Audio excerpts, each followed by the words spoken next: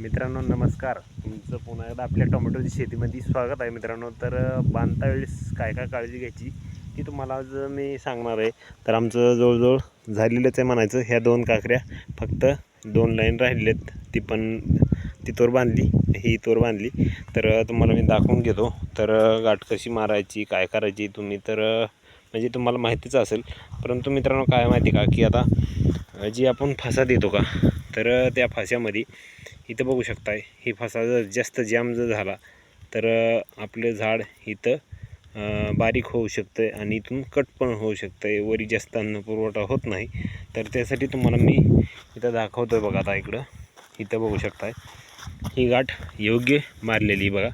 आता ही इथं गाठ मारलेली बघा, ह्याच्यामध्ये एक बोट जाते बघू शकता ह्या गाठीमध्ये. तर अशा प्रकारे गाठ मारायची जेणेकरून तुमची पण जी दुरी का नाही ती आपल्या झाडाला जास्त नुकसान करणार नाही.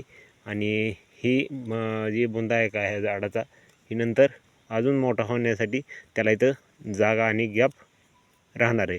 तर मित्रांनो हे अशी माहिती आहे की मित्रांनो ही जागा सोडणं खूप गरजेचं आहे, जेणेकरून आपलं पुढे चालून नुकसान होणार नाही. गेल्या वर्षी आम्ही एकदाच बांधलं होतं, परंतु मित्रांनो यावेळेस 2दा बांधायचं आहे आपल्याला. त्याच्यामुळं आपण आता लवकर बांधायचं नियोजन लावलं. आणि ही गाठ अशीच बांधा, कशी पण गाठ मारा, फक्त इथं असं एक बोट जायचा, सांधा ठेवा, जेणेकरून तुमचं झाड वरी वाढण्यासाठी त्याला अन्न पुरवठा योग्य प्रमाणामध्ये होईल. तर बघू शकता मित्रांनो, आपण सध्या असं बांधून घेतलेलं आहे. हे बघू शकता वरी पण याची गाठ बघू शकता इथं. तर अशा प्रकारे तुम्ही पण बांधून घ्या. आणि तिथं फक्त तेवढं काळजी घ्या की इथं असं सांधा राहायला पाहिजे. 100% तुमचं उत्पादनामध्ये थोडीफार वाढ नक्कीच होणार आहे. तर मित्रांनो ही माहिती कशी वाटली ती आम्हाला नक्कीच कमेंट करून सांगा.